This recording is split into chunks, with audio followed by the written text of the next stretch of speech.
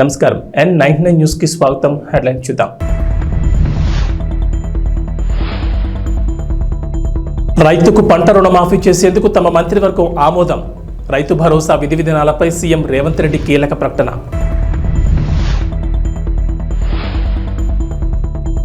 బీజేపీలో కలకలం. తెలంగాణ అధ్యక్ష పదవిపై రాజాసింగ్ సంచలన వ్యాఖ్యలు. వైసీపీకి చంద్రబాబు సర్కార్ షాక్. పార్టీ ఆఫీస్ కూల్చివేత, జగన్ సీరియస్. ఆంధ్రప్రదేశ్లో కొత్త ప్రభుత్వం కొలువుదీరింది. ముఖ్యమంత్రి నారా చంద్రబాబు నాయుడు మంత్రులు పాలనలో బిజీ అయ్యారు. ఈ క్రమంలో రాష్ట్రానికి విరాళాలు కూడా అందుతున్నాయి. తాజాగా కనెక్ట్ టు ఆంధ్రాకు దేవి సీ ఫుడ్స్ సంస్థ భారీ విరాళాన్ని అందజేసింది. కార్పొరేట్ సోషల్ రెస్పాన్సిబిలిటీ నిమిత్తం 5 కోట్ల విరాళాన్ని అందించింది. 5 కోట్ల విరాళానికి సంబంధించిన చెక్కును సంస్థ మేనేజింగ్ డైరెక్టర్ పోట్రు బ్రహ్మానందం శుక్రవారం సచివాలయంలో ముఖ్యమంత్రి చంద్రబాబును కలిసి అందజేశారు. దేవి సీ ఫుడ్స్ గతంలో కూడా విరాళాలను అందజేసింది. మరోవైపు ఆంధ్రప్రదేశ్ ప్రభుత్వం త్వరలో పునరుద్ధరించనున్న అన్నా క్యాంటీన్ నిర్వహణ కూడా విరాళాలు మొదలయ్యాయి. గుంటూరు చెందిన మర్రిపూడి సుష్మా అనే యువతి తన వంతుగా అన్నా క్యాంటీన్ నిర్వహణ కోసం విరాళం అందించారు. ముఖ్యమంత్రి నారా చంద్రబాబు నాయుడు సచివాలయంలో శుక్రవారం కలిసి ₹1,00,000 చెక్కును అందించారు. గుంటూరు వికాస్ నగర్ చెందిన సుష్మా యుఎస్ఏలో ఓ ప్రైవేట్ సంస్థలో ఉద్యోగం చేస్తున్నారు. గుంటూరు జిల్లా తాడేపల్లి సమీపంలో నిర్మిస్తున్న వైఎస్ఆర్సీపీ కార్యాలయ భవనాన్ని అధికారులు కూల్చివేశారు. తాడేపల్లి మండలం సీతానగరంలో వైఎస్ఆర్సీపీ కేంద్ర కార్యాలయం కోసం భవనాన్ని నిర్మిస్తున్నారు. అయితే నీటిపారుదల శాఖ స్థలంలో పార్టీ కార్యాలయం నిర్మాణం చేపట్టారనే కారణంతో కూల్చివేశారు. వైఎస్ఆర్సీపీ కార్యాలయం కోసం బోట్ యార్డ్గా ఉపయోగిస్తున్న స్థలాన్ని తక్కువ లీజుతో అప్పటి జగన్ సర్కార్ కేటాయించింది. ఈ నిర్మాణం అక్రమం అంటూ వైఎస్ఆర్సీపీకి సిఆర్డీఏ నోటీసులు జారీ చేసింది. అయితే శనివారం ఉదయం అధికారులు ఆ భవనాన్ని కూల్చివేశారు. భవనం కూల్చివేతపై వైఎస్ఆర్సీపీ అధినేత వైఎస్ జగన్ కూడా ఎక్స్ వేదికగా స్పందించారు. ఆంధ్రప్రదేశ్లో రాజకీయ కక్ష సాధింపు చర్యలకు దిగిన చంద్రబాబు తన దమనకాండను మరో స్థాయికి తీసుకెళ్లారు. ఒక నియంత్రణ తాడేపల్లిలో దాదాపు పూర్తిగా వచ్చిన వైఎస్ఆర్సీపీ కేంద్ర కార్యాలయాన్ని బుల్డోజర్లతో కూల్చివేయించారు. హైకోర్టు ఆదేశాలను బేఖాతరు చేశారు. రాష్ట్రంలో చట్టం, న్యాయం పూర్తిగా కనుమరుగైపోయాయి. ఎన్నికల తర్వాత చోటు చేసుకున్న హింసాత్మక ఘటనలతో రక్తాన్ని పారిస్తున్న చంద్రబాబు ఈ ఘటన ద్వారా ఈ 5 ఏళ్ల పాటు పాలన ఏ విధంగా ఉండబోతుందని హింసాత్మక సందేశాన్ని ఇవ్వకనే ఇచ్చారు. ఈ బెదిరింపులకు, ఈ కక్ష సాధింపు చర్యలకు వైఎస్ఆర్సీపీ తలొగ్గేదే లేదు. వెన్ను చూపేది అంతకన్నా లేదు. ప్రజల తరపున, ప్రజల కోసం, ప్రజలకు తోడుగా గట్టిగా పోరాటాలు చేస్తాం. దేశంలోని ప్రజాస్వామ్యవాదులంతా చంద్రబాబు దుశ్చర్యల్ని ఖండించాలని కోరుతున్నానంటూ ట్వీట్ చేశారు.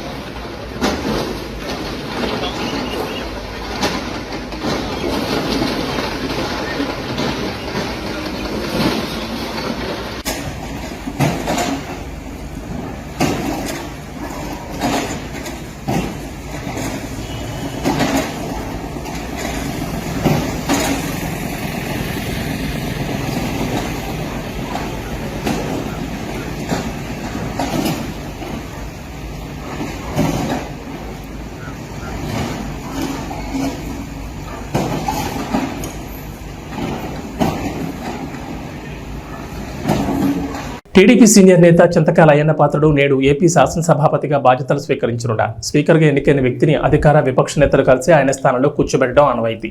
అయితే స్పీకర్ బాధ్యతల స్వీకరణ కార్యక్రమానికి దూరంగా ఉండాలని వైసీపీ నిర్ణయించింది. మరోవైపు నేడు జగన్ పులివెందుల పర్యటనకు వెళ్లనున్నారు. ఉదయం 10 గంటలకు తాడేపల్లిలోని నివాసం నుంచి బయలుదేరి జగన్ పులివెందులు వెళ్తారు. 3 రోజుల పాటు ఆయన అక్కడే ఉంటారు. ఆంధ్రప్రదేశ్ అసెంబ్లీ సమావేశాలు రెండో రోజు జరగనున్నాయి. అయితే వైఎస్ఆర్సీపీ కీలక నిర్ణయం తీసుకుంది. ఇవాళ అసెంబ్లీకి వెళ్లకూడదని నిర్ణయించింది. ఏపీ శాసనసభ స్పీకర్గా నర్సీపట్నం సీనియర్ ఎమ్మెల్యే చింతకాల అయ్యన్న పాత్రుడు ఏకగ్రీవంగా ఎన్నికైన సంగతి తెలిసిందే.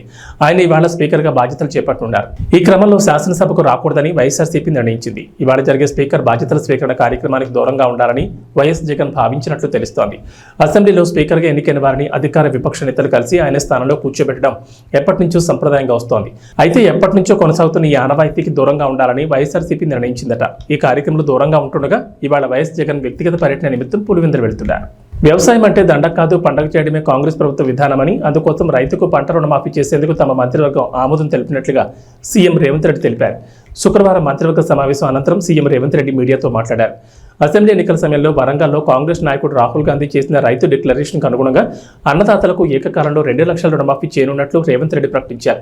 కాంగ్రెస్ పార్టీ కానీ సోనియా గాంధీ కానీ ఏదైనా మాటిస్తే అది శిలాశాసనమని రేవంత్ రెడ్డి చెప్పుకొచ్చారు. ఎలాంటి అడ్డంకులు వచ్చినా ఎదుర్కొని నిలబడి ఇచ్చిన మాట నిలబెట్టుకోవడం తమ నాయకుల గొప్పతనమని వివరించారు. ఈ క్రమంలోనే 2022 మే 6 వరంగల్లో రైతు డిక్లరేషన్ సభలో రాహుల్ గాంధీ రుణమాఫీ హామీ ఇచ్చారని గుర్తు చేసిన రేవంత్ రెడ్డి ఈ మేరకు 2 లక్షల పంట రుణాలు మాఫీ చేయాలని తన కేబినెట్ నిర్ణయం తీసుకున్నట్లు వివరించారు.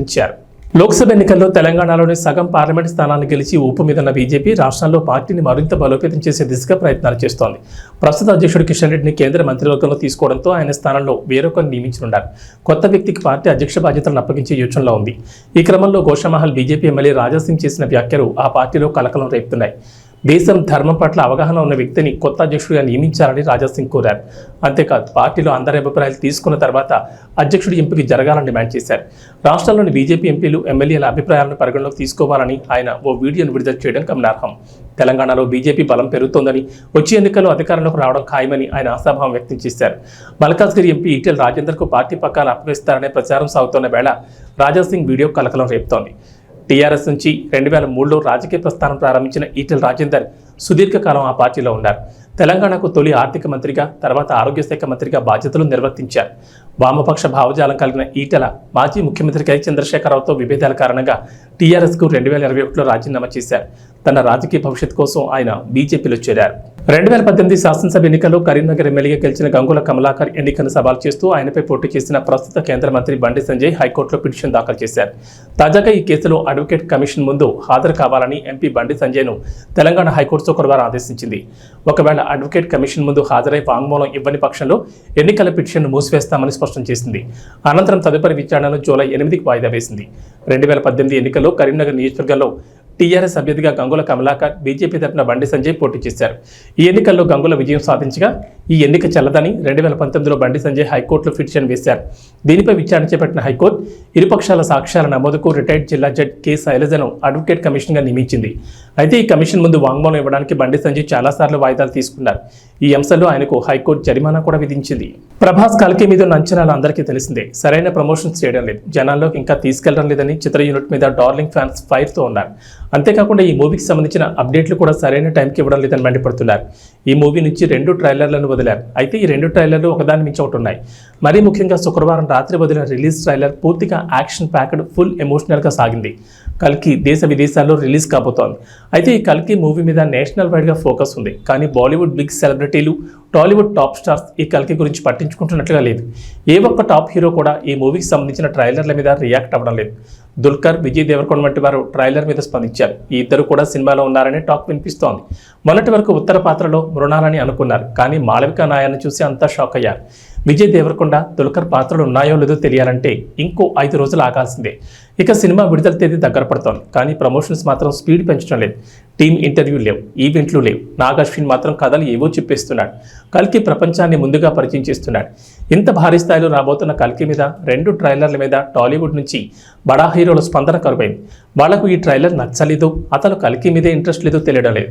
మరి సినిమా రిలీజ్ అయిన తర్వాత కూడా ఇదే మౌనాన్ని కంటిన్యూ చేస్తారా అన్నది చూడాలి. శ్రీకాకుళం జిల్లా ఇచ్చాపురం సోంపేట మండలం రాజాం గ్రామానికి చెందిన డొక్కరి చిరంజీవి, మందస్స మండలం జిల్లోండకు చెందిన కొర్రాయి సునీత అనే యువతి గత కొంతకాలంగా ప్రేమించుకున్నారు. ఇంట్లో వాళ్ళకి చెప్పి పెళ్లి చేసుకుంటారని అమ్మాయిని నమ్మించి లొంగ తీసుకున్న యువకుడు సినిమాలు, పార్కులు అన్ని తిరిగి చివరికి చేతులెత్తేయడంతో అమ్మాయికి ఏం చేయాలో తెలియక ప్రియుడి ఇంటి ముందు 2 రోజులుగా ధర్నాకు దిగింది. విషయం తెలుసుకున్న వాళ్ళ చిన్నాన్న అమ్మాయితో కలిసి పోలీస్ స్టేషన్లో ఫిర్యాదు చేశారు.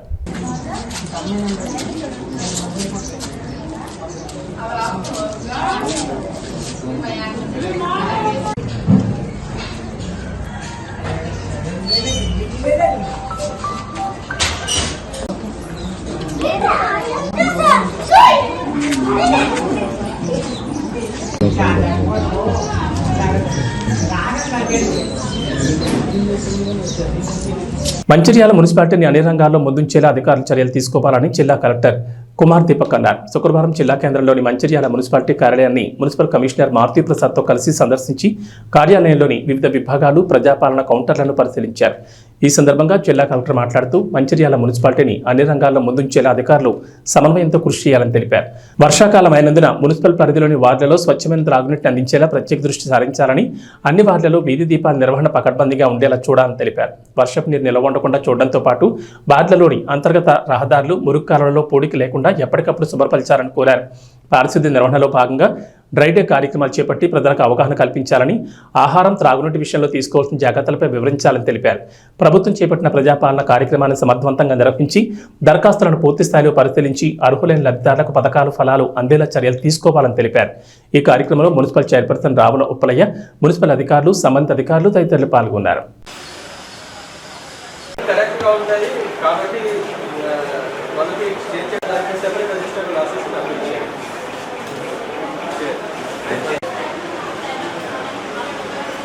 అనంతపురం జిల్లా గుత్తిపట్నంలోని ఏబీఆర్ఈ టెక్నో స్కూల్లో ప్రభుత్వ నిబంధనలకు విరుద్ధంగా స్కూల్ యాజమాన్యం నడిపిస్తున్నారంటూ ఎస్ఎఫ్ఐ నాయకులు ధర్నా చేపట్టారు. పాఠశాలలో ప్రభుత్వ నిబంధనలకు విరుద్ధంగా ప్రతి క్లాసుకు అత్యధిక భారీ ఫీజులు వసూలు చేస్తూ, నిబంధనలు ఉల్లంఘించి పాఠశాలలోనే పుస్తకాలను విక్రయిస్తూ, అనధికారికంగా విద్యార్థుల నుంచి డబ్బులు వసూలు చేస్తూ సొమ్ము చేసుకుంటున్నారని ఆరోపిస్తూ ఎస్ఎఫ్ఐ నాయకులు పాఠశాల ఎదుట పెద్ద ఎత్తున ధర్నా చేపట్టారు. దీంతో సమాచారం అందుకున్న మండల విద్యాశాఖ అధికారి రవినాయక్, వీఆర్ఓ పవిత్ర పాఠశాలకు వెళ్లి పాఠశాలను తనిఖీ చేసి విద్యార్థుల నుంచి సమాచారం సేకరించారు. అనంతరం నిబంధనలకు విరుద్ధంగా ఉన్న పాఠ్యపుస్తకాల గదిని సీజ్ చేశారు. అదేవిధంగా ప్రతి తరగతికి ఫీజులు ఎంత వసూలు చేస్తున్నారని బహిరంగంగా నోటీస్ బోర్డు వేయాలని పాఠశాలకు హెచ్చరికలు జారీ చేశారు. ఇలా మరోసారి తప్పు పునరావృతమైతే పాఠశాలను సీజ్ చేసి లైసెన్స్ రద్దు చేస్తామని మండల విద్యాశాఖ అధికారి హెచ్చరించారు.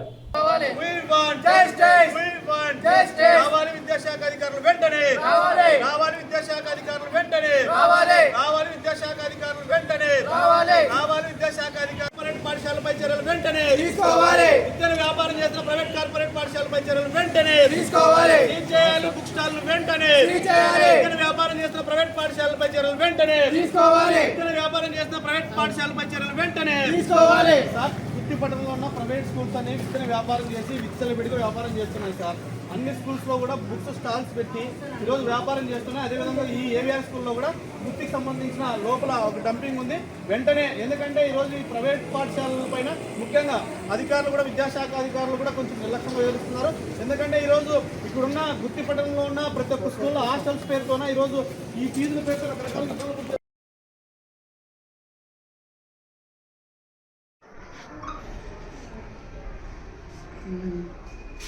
సరేలేండి, అయితే సీట్ చేస్తాము. తహసీల్దార్ వాళ్ళు కూడా పిలిచాము.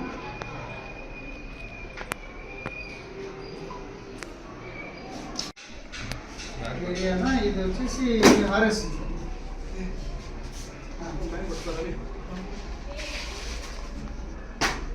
స్కూల్ సీట్ చేద్దాము. ఒకసారి పంచనామా చేద్దాము.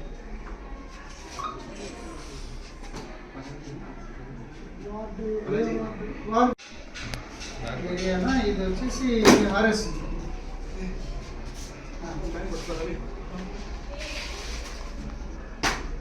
స్కూల్ సీట్ చేద్దాము. ఒకసారి పంచనామా చేద్దాము.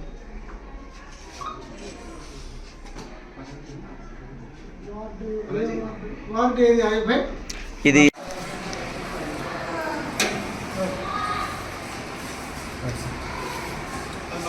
మన ఏవిఆర్ పాఠశాల నందు మన స్టూడెంట్ ఫెడరేషన్ సంబంధించిన కొన్ని యూనియన్ సంఘాలు పాఠశాలలో ఏదైతే అనధికారికంగా ఉన్నటువంటి స్టడీ మెటీరియల్ గుర్తించి వాటిని నిల్వ చేయడమే కాకుండా తల్లిదండ్రులకు అధిక ధరలలో అమ్ముతున్నారనేటువంటి విషయం పైన పాఠశాల ప్రిన్సిపల్ గారిని సంప్రదించి వివరణ కోరితే వారికి సరైన సమాధానం రాకపోవడంతో వారు ధర్నా చేయడం జరిగింది. ఆ విషయాన్ని సదరు స్టూడెంట్ యూనియన్స్ మండల విద్యాశాఖ అధికారి గారు నాకు చెప్పడం జరిగింది. వారి పిలుపు మేరకు పాఠశాలను సందర్శించి మరి పాఠశాలలో ఉన్నటువంటి యొక్క స్టడీ మెటీరియల్ని చూడడం జరిగింది. అయితే ఈ స్టడీ మెటీరియల్ అన్నీ కూడా మనకు ఉన్నటువంటి ఏదైతే గ్రౌండ్ రూల్స్ ఉన్నాయో ఆ గ్రౌండ్ రూల్స్కి వ్యతిరేకంగా ఈ మెటీరియల్ని మనం గమనించడం జరిగింది. కాబట్టి ఈ మెటీరియల్ అన్నింటినీ కూడా సీజ్ చేసి తదుపరి ఏ బుక్స్ కూడా అమ్మకుండా చేద్దామని చెప్పేసి ఉద్దేశంతో ఎక్కడైతే సామాగ్రిని భద్రపరిచారో ఆ భద్రపరిచినటువంటి గదిని ఈరోజు మేము సీజ్ చేస్తున్నాం. మరి ఈ విషయాన్ని సీజ్ చేసేటువంటి విషయాన్ని సందర్భంగా మన తహసీల్దార్ మేడం గారికి అలాగే ఎంపీడీఓ సార్ గారికి కూడా విషయం తెలియజేశాం. మరి వారి సమక్షంలోనే ఈ యొక్క పాఠశాల బిల్డింగ్ని ఎప్పుడైతే సామాగ్రి ఉందో ఆ సామాగ్రి గదిని సీజ్ చేస్తున్నాం. తదుపరి ఈ సీజ్ చేసేటువంటి విషయాన్ని 3-man కమిటీగా ఉన్న మేము, తర్వాత తహసీల్దార్ మేడం గారు అలాగే ఎంపీడీఓ గారు ఒక నోటీస్ ఇచ్చి ఆ నోటీస్ ద్వారా వచ్చినటువంటి సమాచారాన్ని మరి పరిశీలించి తదుపరి చర్యలకి ఉన్నతాధికారులకు నివేదిక పంపిస్తాము. వారు తీసుకున్నటువంటి నిర్ణయాలపైన తదుపరి చర్యలు తీసుకుంటాం. విజయవాడలోని ఎలక్ట్రిసిటీ కాలనీ ప్రభుత్వ వెలుగుబడిన తరగతుల బాలల వసతి గృహాలను ఆకస్మికంగా తనిఖీ చేశారు. ఈ సందర్భంగా విద్యార్థులతో మంత్రి సవితం మాట్లాడుతూ అందరూ బాగా చదువుకుని ఉన్నత స్థాయికి ఎదగాలని, మీకే సమస్య ఉన్నా నేరుగా తనకే ఫోన్ చేయొచ్చని విద్యార్థులకు మంత్రి ఫోన్ నెంబర్ ఇచ్చారు.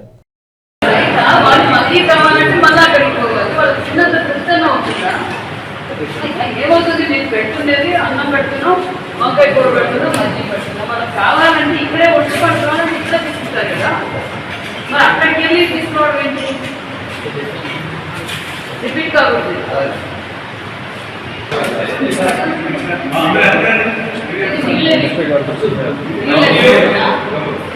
ఈ డైనింగ్ హాల్లో వాటర్ పెట్టడం అయినా ఒక ఫ్యాన్ అక్కడ ఉండాలి పట్టుకోవడానికి. పైన పెట్టారు.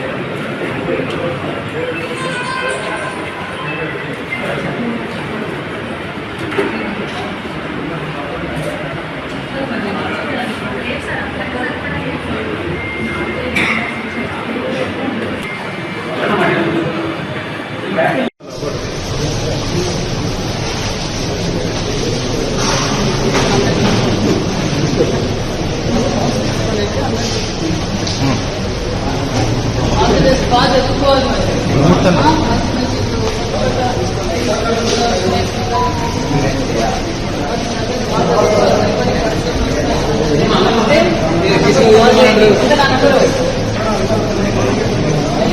చెప్పాలి. 97406102001 ఫోన్ చేసి T20 ప్రపంచ కప్ ఆరంభం టోర్నీలో టైటిల్ సాధించిన భారత్ ఆ తర్వాత మళ్లీ విజేతగా నిలవలేకపోయింది. సెమీఫైనల్, ఫైనల్ చేరిన కప్పును మాత్రం గెలవలేకపోయింది. అయితే ఈసారి మాత్రం అదిరే ప్రదర్శన చేస్తున్న టీమిండియా టైటిల్ దిశగా వడివడిగా అడుగులేస్తోంది. ఓటమి అనేది లేకుండా సెమీఫైనల్ దిశగా దూసుకెళ్తోంది.